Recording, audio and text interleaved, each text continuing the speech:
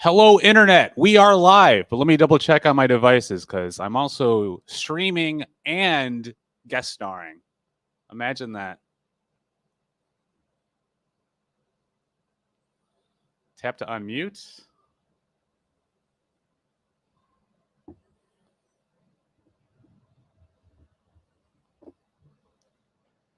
Oh, I have to change settings on the camera already. Okay.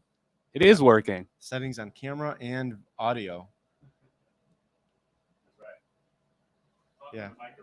Yes, we are working on getting everything situated right now. This is going to be a unique show, and you're going to find out why in a couple of minutes or so.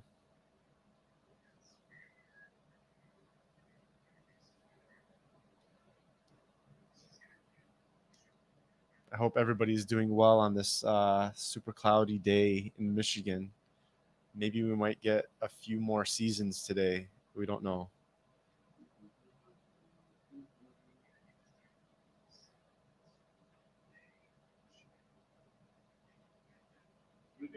We're good? All right.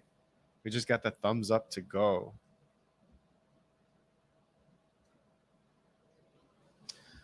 First, you want to know how people can get a hold of me, right, Joe? I watch the show, big fan, first time guest, a long time viewer. You can get a hold of me by my cell phone, which is 313-310-2821. But don't call me, text me. It's 2022. Let's take advantage of the times that we're living in. And if you want to see my work, it's on Instagram under Tripp Audiovisual. So DM me, say hi, like my videos, share my videos, flatter me with your appreciation. I love that you know how my show works, especially in and out, Joe, because you're recording it every time. Yeah, nobody knows it better than me, man. Big fan. So on this episode of Joe Knows, I have John Tripp. He is my videographer. He is the videographer that you need to hire for doing your videos. That's right. If you have seen any of the videos that I have done that look good, that was probably edited and shot by John Tripp. Yeah, if they're bad, it wasn't me. If they were great, they were me. You can definitely tell the difference. So on this episode, you can see that our structure is a little bit different than what it usually is because we are using two cameras, and John has set it up so that he can sit next to me and still record. So I appreciate that. And you would imagine that this is what's wrong with me in a nutshell. You would assume when you're like, okay, I'm going to be on Joe's show, like I'm going to be on Joe's show today. You would assume I'd be like, all right, don't pick this week to try something new, a bunch of different camera settings and software settings that can go wrong live, which means I would be unable to fix because I'm on the show. So that's me in a nutshell. If I get an idea in my head, like I'll go like, oh, that's an idea, I want to try it. I just go after it. That's it. Whether it's smart or not. Well, there's a way to have it work, right? Like you're not going to try something that you don't think has a possibility of working, right? That's you're right. Trying something that you're I knew there was a possibility of this to work. Yeah. See, now I'm upset because I see now when you look at me, you can see on the screen. On the other side. If only. Yeah, that's all right. Hey, we'll do it. We'll do it later. The next time we have you on the show, we can be turned over to face each other. You know what's gonna can you bug splice it and make me on the other side? Would that work? I could do that. Okay. You know what's bugging me is I gotta take this off the screen, man. Oh, I gotta do it. I gotta do it. It's gonna bug me. 1 second. We're gonna make some edits as we go. We're doing it live. We're doing it live. There you go. Got it. Sweet. Oh man. Yeah. So we should have switched chairs. Then we would have done it. We need to switch the cameras. Oh, that's easier, right? Yeah. I'm just kidding. That would be way harder. All right. Well, okay. So if you've seen my content, my videos with my kids, my advertisements on social media, my high school reunion video, that was John Tripp. He shoots the videos, he edits the videos for me, and he gets it right the first time. I mean, honestly, oh wow, honestly, yeah. I mean, I do actually, and this is going to sound very scummy, but I do think I do a good job of getting it right the first time because I think I can kind of read. Like you ever heard the term of someone saying they're like an empath? Yeah. Which means you can kind of get a feel for what the person's vibe and what they're looking for is. And I do feel like I have that as a human being, which helped me have like friends my whole life. But now I use that professionally to kind of, when I'm talking to somebody, I might ask like small questions, but it'll kind of give me a better idea of like what they're looking for as far as the video goes. Yeah. And Randy loves your haircut, yeah, by the way. Thanks, Randy. I got it fresh for today's show. I thought you'd be upset because you have a little bit of longer hair, Randy. You thought maybe he's leaving you in the dust. No. Long hair, don't care, posse. Yeah. So if you want to understand how well John captures the moment, we hired him to take pictures at my daughter Lexi's communion party. We didn't even know that he was taking video at all. And I can probably post it later today if I remember to do that. Just you have to put your phone under your keys. Yeah, with the Lexi video. So yeah, so I put my keys on stuff so I don't forget to take them with me. So John is kind of messing around with me on that. Yes, I do have to put my keys with my phone so I can remember to put your keys on the video. I put my keys on the video. So he did a really awesome, amazing job with that video for the communion party, which is on my Facebook page, and I can repost it. And because of that, I strictly asked him to take video at my high school reunion, which I posted about a week or so ago. And that was an awesome video as well. So that's probably a very interesting story because I haven't talked to you about this whatsoever. Yeah. But initially, as far as your reunion video went, you just wanted me to do video to kind of get it hyped up, to get people interested in attending the event. And the funny thing, when you first asked me to do this video, I thought I was actually doing the reunion video that day. I was like, oh, I guess I'm doing a high school reunion. I didn't know I was doing a commercial for the reunion. Yeah. And then I asked you, I was like, okay, well, do you need me to do the high school reunion video? And you're like, I don't know. And it almost seemed like you're like, probably not. Like, I don't think I need that. So I imagine that. So based on what you're saying now, seeing those moments caught for Lexi's communion, did that kind of put a seed in your head? Like, oh, I would like to have something that kind of gives me that outsider's perspective of seeing a bunch of people having this moment together. It was purely budget. That's it. We didn't know. But my thought is, I guess my question is, because it even seemed like maybe you were interested at all in getting it videographed, just from I don't see why we would need it, to being then interested in getting it documented. I mean, me personally, I would want that, but we didn't know how many people were coming. We didn't know what our budget was, if we could afford to do it, type of thing. So I didn't want to commit to anything until it got closer to the time where I could see hey, we only need to sell 5 more tickets and we can get the budget to afford to have you to come. So that was the main thing. Okay. I know we wanted to have some kind of memory of it, right? Whether it be just pictures or video or both or whatever. And it was purely off of budget because we had so many things that we had to book with the minimal amount of people that were signing up early. That was pretty much okay. Yeah. Good. Yeah. Good. Yeah. And then you reminded me. So we did promo videos for our reunion also. And you shot those as well. Those are awesome too. We did do some promos for those. Yeah. I don't think. You think we made 30 videos minimum? I mean, just overall us working together? Yeah. Oh, I think the over under 30 is a pretty good guess. Yeah. I think so.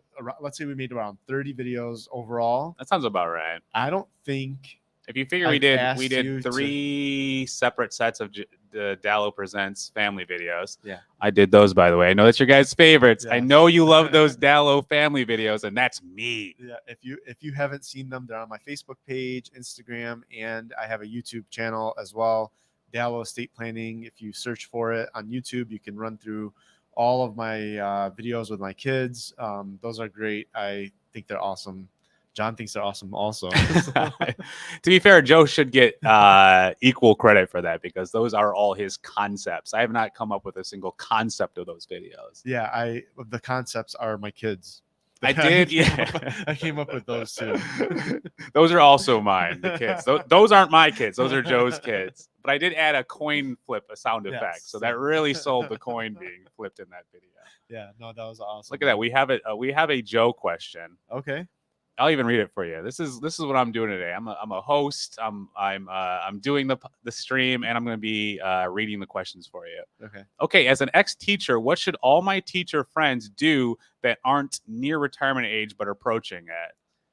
So how should you teachers out there start preparing for your upcoming retirement situation? Yeah. So I highly recommend, because I've actually had a couple of teachers come to me for advice, gather all of the documents that are associated with your current situation. And if you bring those over to me, I can analyze and give you your options of, if you do option A, this is what you're doing. If you're doing option B, this is what's the pros and cons of that. And these are your only options. This is what I would select out of the options that are available. Another thing too that you have to remember is, if you do not have an estate plan in place, you absolutely have to have some sort of estate planning in place, just in case, God forbid, something happens to you, whether you pass away. That's the number one thing that people think about. But also, I actually met with somebody earlier today. She's a realtor, and she had a husband and wife that were trying to sell their house. So they had a purchase agreement. They were about a week away from closing. The husband went into a coma. He was the only person on the title for that house. The wife could not do anything to sell the house.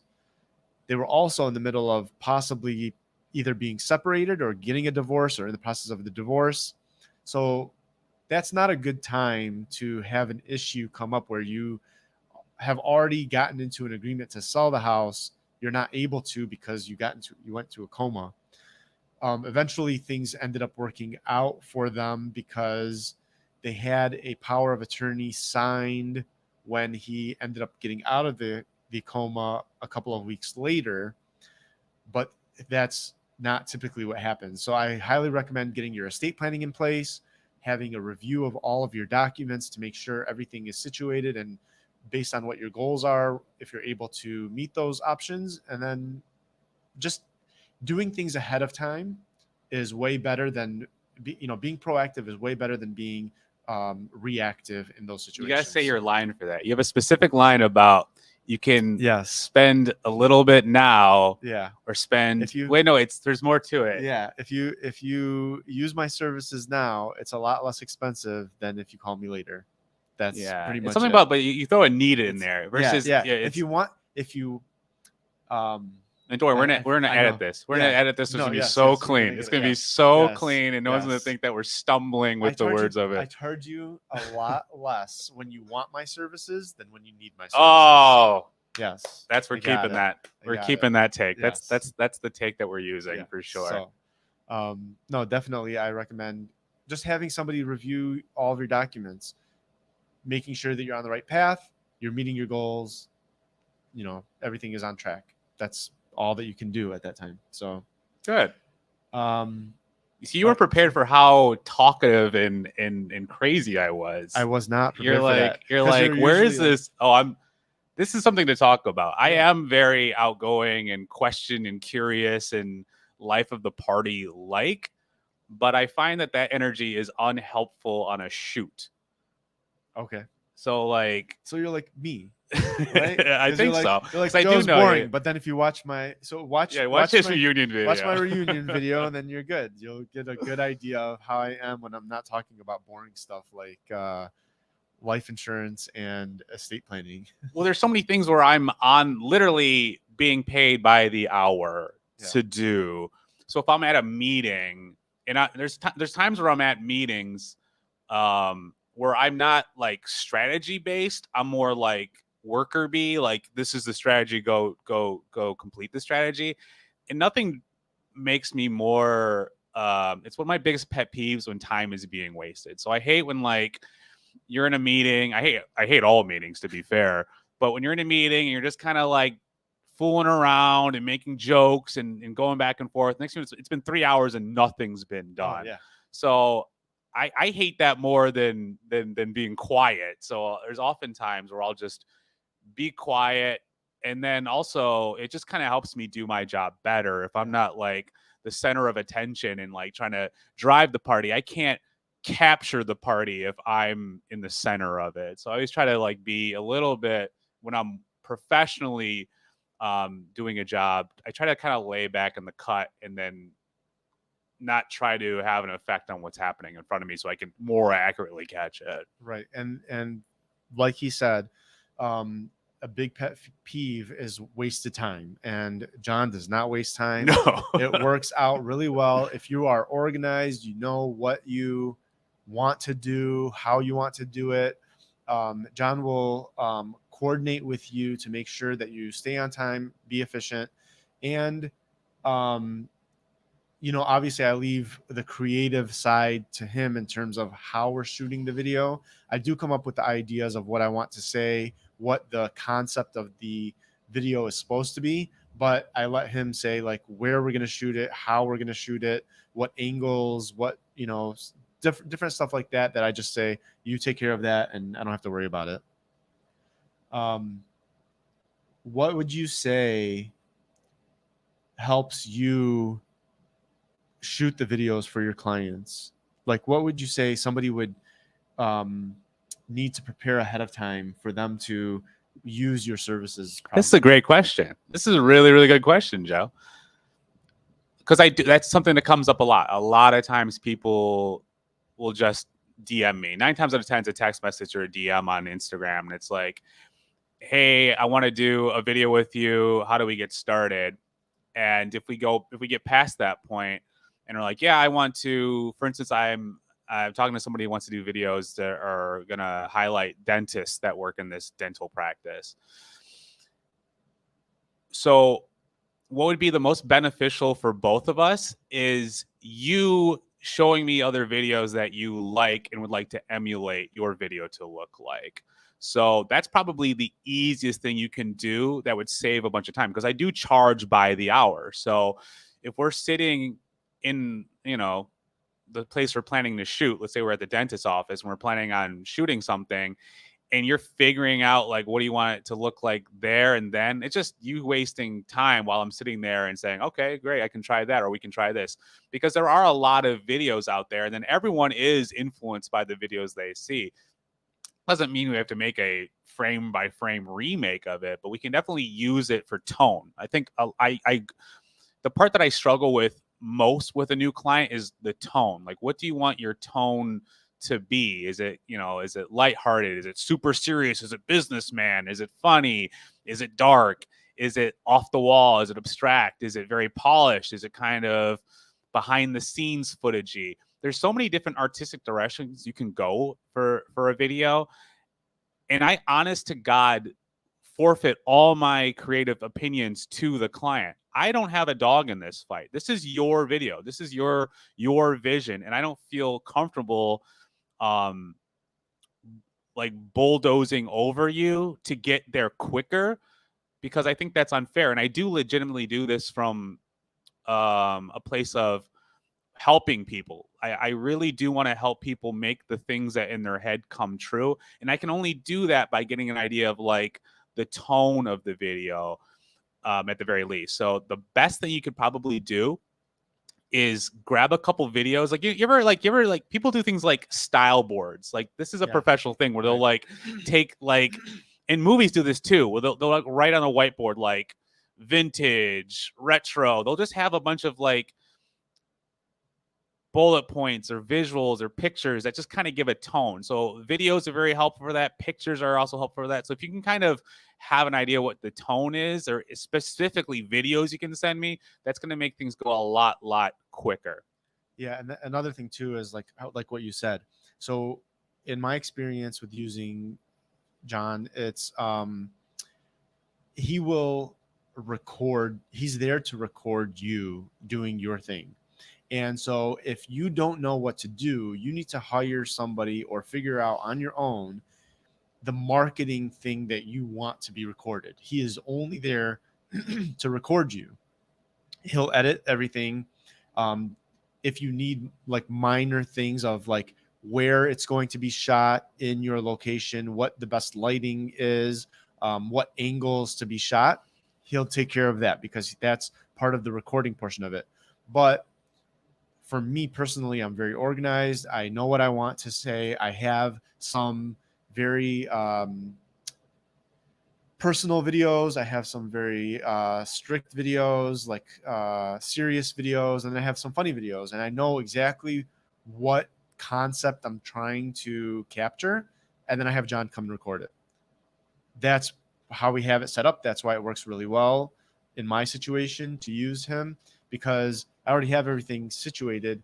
And then he comes in, takes a shot, takes it back home, edits it. And honestly, we shot about 30 videos. I've only had a couple of minor tweaks on maybe like a spelling or something like that that I've asked for him to change. Other than that, everything has been perfect in my opinion. So. Well, yeah, I mean, I'm glad to. Wow. Yeah. Is it Haley? I'm glad to hear that, and I do hope that you feel comfortable to make any changes too, because I try to go out of my way to say, if you need to change anything whatsoever, tell me. Like, there's no like, oh God, fine. Like, I don't want. It really would make me sad if any client I ever had felt nervous or scared to speak up about a change they wanted to make, regardless of how small or big, because I don't want to create that kind of environment for somebody. Right. I want them to be, because I really do like say, this is not my video. This is your video. So I can't ever have the vision you have about this. So please help me. So I am glad that I'm doing such a home run at bat every single time. But let it be said that even if you I don't think you feel this way, but if you did, feel free to always make any kind of request that you want. And then any clients out there, you can always tell me any change you want to make, because I don't get upset about it, because it's not my video. It's not my vision. It's not my taste. It's your taste. Right. And I am glad that you mentioned the producing part of it. I think it's a good thing that you brought that up, that there is a distinction between videoing and editing and producing. There's a whole, producing is a whole job unto itself, where it's like you come up with, the whole idea of the video. Like Joe produced the idea of his kids being in the video and the skits, that was all his idea. And then how those were funneled to a specific point when it comes to estate planning. The reason why I don't do that is it would just make my job more cumbersome. It would not allow me to take like 6 or 7 clients in a week and just go show up and shoot. Because when you're producing, you have to kind of know a lot of the background of what's going on. Like, I need to understand the ins and outs of financial planning. What are the selling points of it? Or maybe it's mortgages or compliance or talking points, like producing, and like what the hashtag hot words and what the best way to market the product, and getting the locations and getting the people there and getting the outfits there. I decided early on that I would just slow me down versus just saying, hey, I want to be a guy who's like a gunslinger. Just show up to your town, shoot it, get out, move on to the next town. Yeah, that's a perfect way of explaining it. But no one dies. No one dies yet. Yeah. We're just taking the money, okay? Maybe dying of laughter from these hilarious cuts I've been doing. No, it's awesome. And you have a large range of people that you've been shooting. What areas, like what fields have you been kind of working with? So this is my favorite part of my job. Do you remember the show Quantum Leap? Did you ever watch Quantum Leap? How old are you? Are you old enough for Quantum Leap? That was a little bit before. Or what about Undercover Boss? Undercover Boss, yeah. I've seen that. And I do think what people like about that show, I have been offered several times by several clients to say, hey, man, like we just click, we work so efficiently together. Let's go full time. Let's just, you work on me and that's it. And I've had those offers made before. And I kind of like because they're my client, I try to politely sidestep them the best way I can, where I can still maintain the relationship and things and still work, or at the very least say, all right, what would that look like, and still try to fill that while still having other clients. And it has nothing to do with about money. I could probably make more money just devoting to one client and then ramping everything up and changing the way we charge and work together. But my favorite part of my job, and why I brought up Quantum Leap, and you can Google what the plot for Quantum Leap is, and they're remaking it, so don't even worry about it. Just watch the new show. But Undercover Boss, I think what people liked about it is it kind of gave you a behind-the-scenes look of a different business, and you had no idea, like, oh, so that's how Legos works, or oh, that's how Quiznos works. So that is my favorite part of my job, where I think it's fun. I don't know about you, because you have like 20 jobs, Joe. I do think there is like a romantic time when you're at a new job where you're just kind of like, oh, wow, like there's this whole world of stuff I didn't know how it works. Like when I worked at Apple, I'm like, oh, so this is how they do the iPhone stuff and iPhone launches and how this works behind the scenes. So I get to do that by just having all these different clients that work in different spaces. I get to kind of vicariously understand the ins and outs of their business. That is kind of exciting. Oh, I knew my camera was gonna cut out in that time. Oh. I knew it. Give me a second. Okay.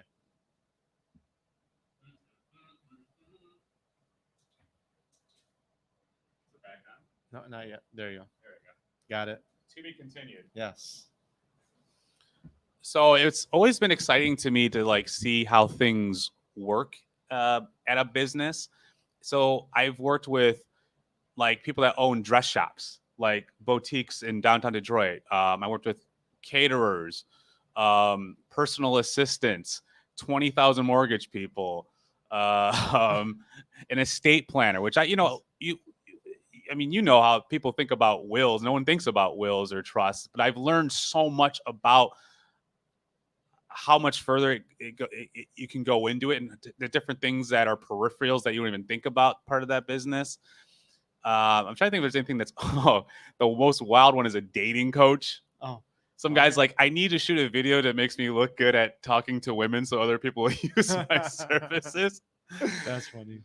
So just that's my favorite part of my job, where it's just you never know like what the job is going to be and what you're going to learn about it. Yeah, so basically you want it to be interesting for you versus doing the same thing over and over repetitively for the same client. Then it gets boring. Yeah, it would be. I would say I'm the type of person that I do like learning how to do new things, and it really, to me, is like one of the main benefits of the job. It's to just kind of see different walks of life and capture those things and tell those stories.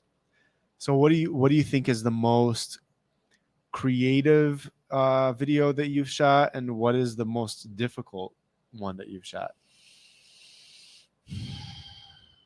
I would say the most creative. Or also, which one are you the most proud of, I guess?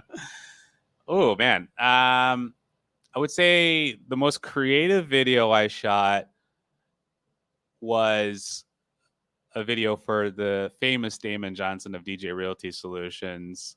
And there's a movie called Sunset Boulevard.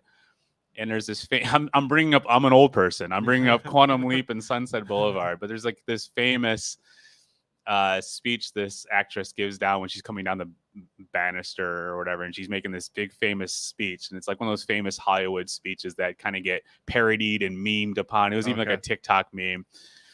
And Damon's like, I wanted to do that. So I put him in black and white.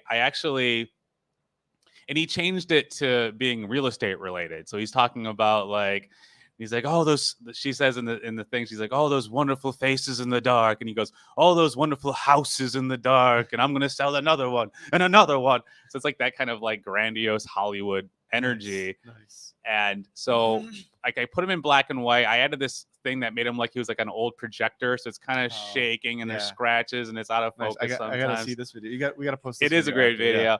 Yeah. But I also like cut the actress in the movie out and then put him in. So like the background, it looks like he's actually in the movie. To watch this. And so it was just a fun, creative way of kind of, making that, but also putting you so deep into it that you're like, oh my God, this is so on par with what it's supposed to be.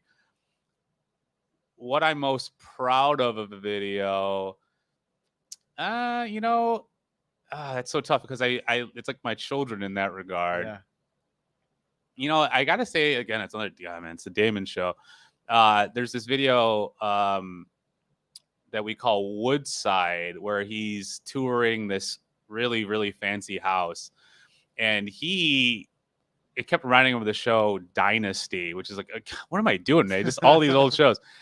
So it has like this very like, it's like this 1970s, 1980s like soap opera, and it has like this very specific music. And I did a bunch of shots of this house. It's a real estate video, and it looks because I actually did not watch the show. I am so young and cool to even not know what that was. But Damon was humming it. He had no idea I was going to turn it into that. He had zero idea. He was just he was humming that song. He's like, this reminds me of Dynasty. This reminds me. So I'm making a mental note. I'm like, I need to look this up because that's what I do, right? If my clients are giving me little like tips to make it like they're going to love it, it just makes my job easier. I'm like, if I do, at the end of the day, when you have a client, all you got to do is just make them happy, right? Yeah, like there's no secret to it. If you have like a inside scoop of what they love, just do that. Give yourself a lot, you know. Stop worrying about your opinion and what you think is tasteful and what you think looks good. It's irrelevant. It's about, you know, making your like they're your client. You work for them. So when he was humming that song, I was like, I need to look this up. I looked it up.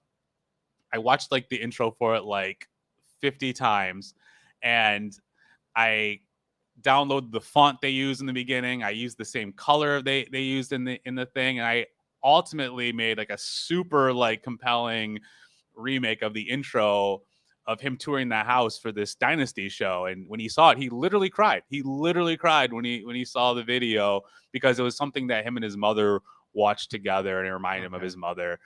So it's like a really nice moment for him, but it really was, when I look at it, it looks like really clean, really sharp. So I would say that's the proudest moment, just because able to kind of like give that, it's a real estate video. So how important is it? But to give that like moment to a client felt really, really amazing. No, that's awesome.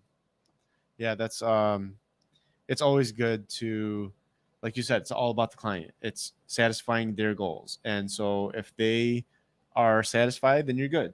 And that's all. Yeah, I think people overthink it and they get ego.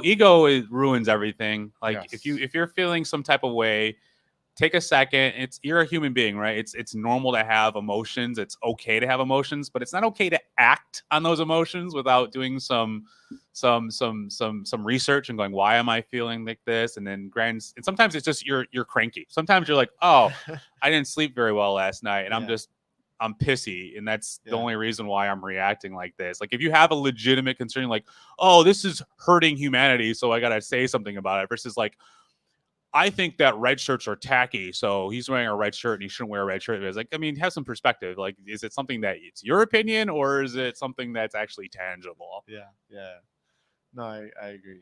I know that you travel a lot for doing these videos. What's the farthest that you've traveled, or most unique place, I guess, that you've gone to? So maybe Hawaii, pending. Oh man, I drove to Las Vegas, like drove from here to Las Vegas to shoot a video. Did you go like you went straight to Vegas driving? Well, okay, so I have like a hack. It only works if you're an outdoors person, but like I've driven across the country a couple times, and I used to just go to a hotel. Like I drive until I'm tired, and then I'd hit a hotel. But now I just bring my tent with me, and instead of paying like $100 a night, I spend like $15 and I camp. So I camped on my way. So I drove for like 10 hours, camped, and then I was there. But I drove that way so we could have like something that looked like Mars, because we wanted like a Mars type red rock background. So that was probably the most ridiculous I did. But I've driven like to Minneapolis to shoot VCon, Chicago, New York, those types of places. I just like to travel overall, as that is my, because I know your other question is what do I like to do for fun? And there's only one answer to that, and that's travel and camp and hike. That's what I am to a T. So where's your favorite place that you've traveled to for fun? Probably Zion in Utah, Zion National Park, or Sedona, Arizona. Close second. I've been there 3 or 4 times. I was gonna guess Sedona. Yeah. It's just something about that area where it's just beautiful hiking, and I love just the way it looks there. Nice. Yeah, Sedona's an awesome place. I've never been to Zion, so Oh, have you I'll been have to to. Sedona? I have, yes. Oh yeah, awesome. Yes. Oh awesome. yeah. Awesome. That's my- All right, I know. man. I know. Okay. We like to travel too. Okay. I feel guilty about doing this, but people did ask me questions on Instagram, and I promised I would answer them live. Do it. So I'm gonna take over the show. This is John shows. I saw that you asked for questions, and I didn't know if people had asked you the questions already. Mhm. So let's do it.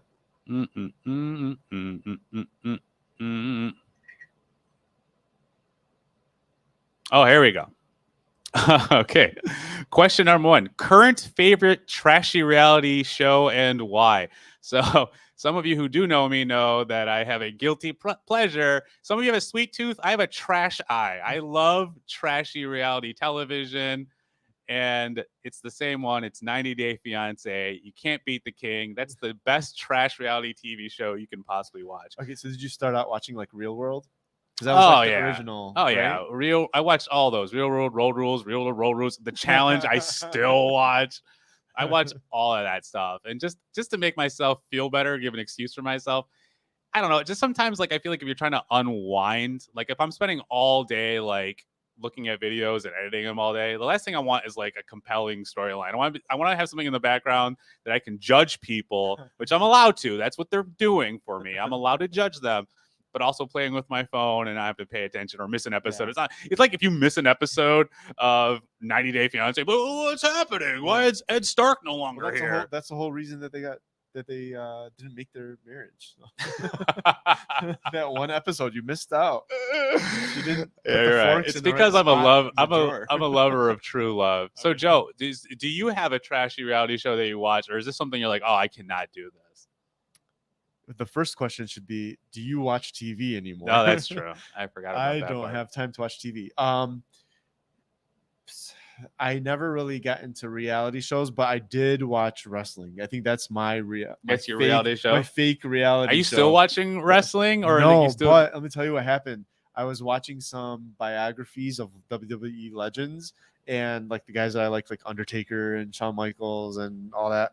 And my daughter Aria, she was watching with me. She's like, "Hey, Dad, can you take me to a wrestling match?" And I'm like, "Oh yeah, I'll take you to a wrestling match." Found a loophole. Yeah, I was like, I have no idea who any of the loophole. I have no idea, but I'll take you. I'll definitely take you. Did you ever watch those like the Dark Side of the Ring documentaries? They're very interesting. No. Like they talk about like some like weird things that were going on in the background. It's pretty interesting stuff. I haven't watched that specifically, but in the biographies they were talking about some stuff, and I was like, I did not know that was going on. Yeah, it is a wild world. It is.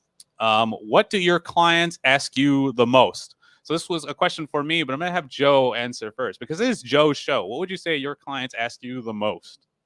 How much does it cost for a will? Yeah. I hate that question. For estate planning, it's very complicated, but I make it easy to understand. I like educating people. So when people call me, I want to educate them on what documents they need based on what their necessities are. Like, are you married? Do you have kids? Are your kids minors? Do you need guardianship for them, or do you not care about that because they're older? So I do get that question a lot. I also get questions about what's the difference between a trust and a will, which I'll be more than happy to answer at a later time because that takes. There's a whole YouTube video about it. Go to his YouTube page. He talks about like 3 different times. Yeah, exactly. It's a pot. It's what you put in the pot, basically. Yes. That's what it is. Yes. And so, what do you get asked the most? So it would. I mean, I think I have 2 answers for this. One, obviously, the one asked me more is like, what are my rates, right? But the one that I also get a lot of times, and I want to do a public service announcement for all my other editors out there. Does it really take that long to edit this? Yes, it does take that long. Yes, I understand the video is 1 minute or 30 seconds, but it does take a long time to edit. And what I would say first and foremost, I invite anyone just to try it. Get like a bunch of like, I don't know how to explain it, but if you like get anything, get your phone out, get your phone out and take like video at your grandma's birthday party or any party you're at. And, get all the video they think is good to show what was happening at it. And then go home and go through all that video and try to make a video that's better than the videos you were taking and within the time constraints of a minute to 30 seconds. So, it's definitely difficult. If you're at something for skills. Hours, if you're at something for days and it only can be a minute, you have to go through literally hours of footage, and then you have to do things like color correction and color grading. Basically, the way the camera photographs something can still make the colors a little off. So there's software that could fix the colors. You have to change all of the audio to make the audio sound better, clip everything to kind of work together. It just takes a long time. Go check out my reunion video. Check out that was 14 hours of editing. Yes. So I mean, it's just and it looks like it. So. And it's 10 minutes. It's 10 minutes, and it's like, so these things do take a long time. I don't look. There are people out there that might be trying to take advantage of you by price point, but I think if you ask anybody that knows, they do understand that editing is very time intensive. So I at the very least invite you to try it yourself, just to give an idea. Like, because I do have some clients that have like some savvy around it, and they hired me because they're like, I just didn't have the time to do it anymore. That's why I'm having you do it. Here you go, Joe. What's a good camera to use for that? Oh, so just for starting out. Oh, I guess it's a two-part question. Is it hard editing? And what would you tell someone who's just jumping in to only do BTS? Is it hard editing to do BTS? And what would you tell someone that's just jumping into it? And what's a good camera to use for that? Okay, that's a solid question, because I'm a big believer in getting people started. Because I honestly think when it comes to anything you want to do, just all you got to do is just start. And so the first question, right? What kind of camera should you use? The actual answer that any videographer and camera person will tell you is the camera you have. So at the end of the day, there are a lot of big names out there in social media, in YouTube, that are just using their smartphones. They're just using smartphones, and they're very, very big. They have like millions of followers, and they're just using, because these phones can shoot in 4K. As far as editing goes, it's really not that hard. I know I just said it takes a long time, and it's still, even though it's not necessarily hard, it's just time intensive. That's the part that makes it hard. At the end of the day, you're just taking a long video and then cutting parts out and then putting parts together that look good. So if you take like 3 pieces out and then they stick them together and you watch them, if something is off, if Joe's like here and then all of a sudden it's like the back of his head out of nowhere, you didn't cut that right. It looks weird. So ultimately it's you cutting things out to where it starts looking more comfortable, like how that looks like it does in the movies. So it's not a hard process. It's just a part it's very time intensive. So I would say just start. And then to answer the question a little bit more earnestly about what kind of camera you should get, I do think smartphones are more than fine. They're getting better and better to start. But I would say instead of a specific type of camera, I would say there's some features you'd look for if you're looking for like a real camera. I would say look for something that can shoot in 4K, because it's becoming more and more common for video content to be a higher quality. So look for something that's in 4K, something that can shoot at 60 frames per second, because you can do slow motion that way. Has the option at shooting at 25 frames per second, which makes it look more like a movie. That's the movie look when you're shooting at 25 frames per second. So look for those things. 4K, 60 frames per second, should be like around $1,000 to $2,000 for a camera. It's not very expensive, but you can definitely get you started up and running and look really good. No, that's awesome. Do we have any more questions? That's all the questions. What about on there? What do we have? We have a lot of people just cheering about Sedona, and that's the right attitude. That's the right attitude. Awesome. Yeah. So no, that was great. What are there any other bits of information that you want to share with people? Oh man, that's good.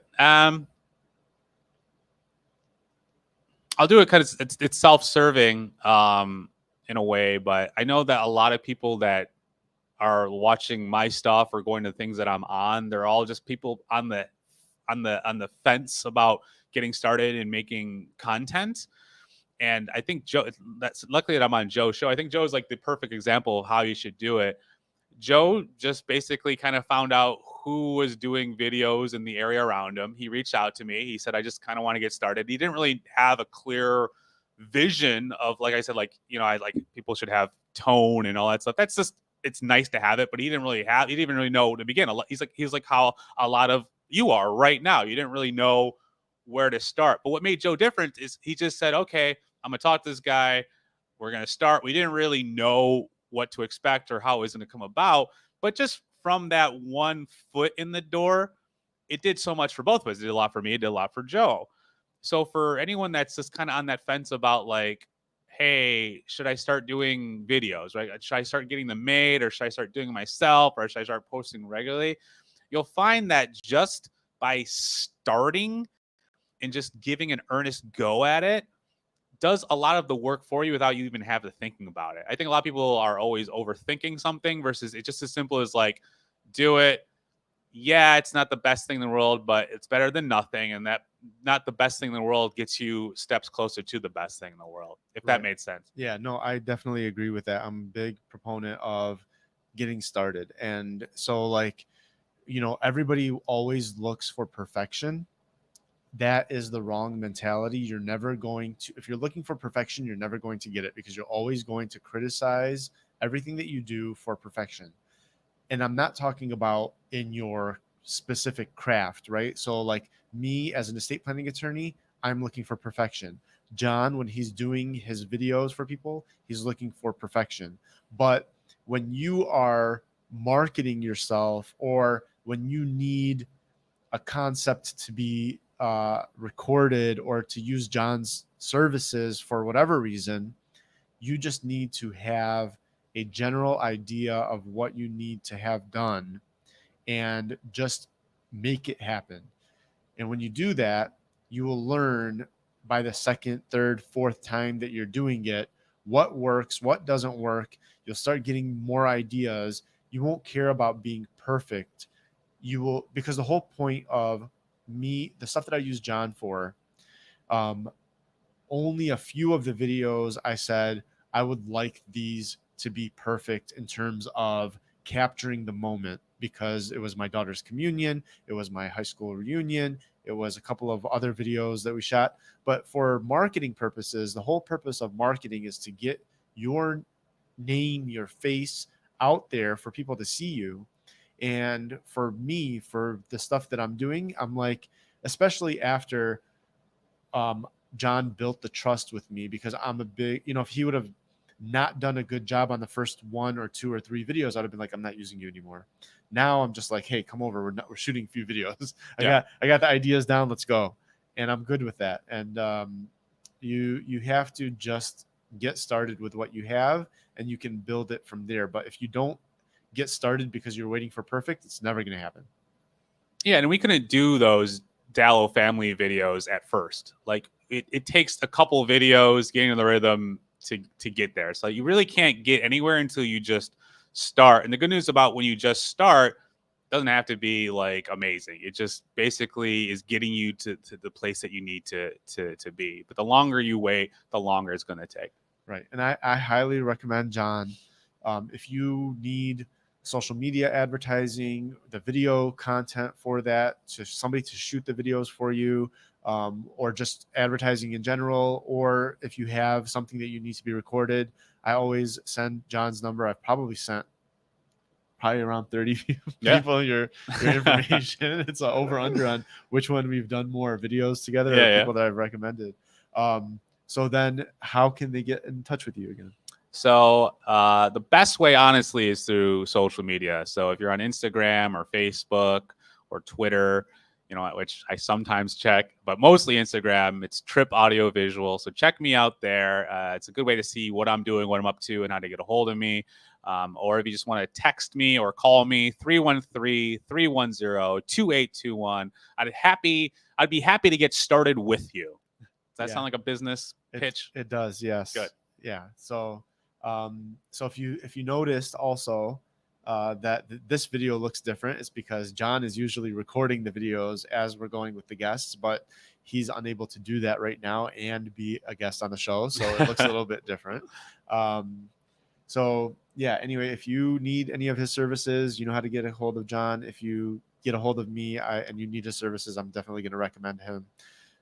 If you need any estate planning services, You can contact me at joe@dalloestateplanning.com. You can visit my website, dalloestateplanning.com, or you can give me a call or text me at 248-914-8146.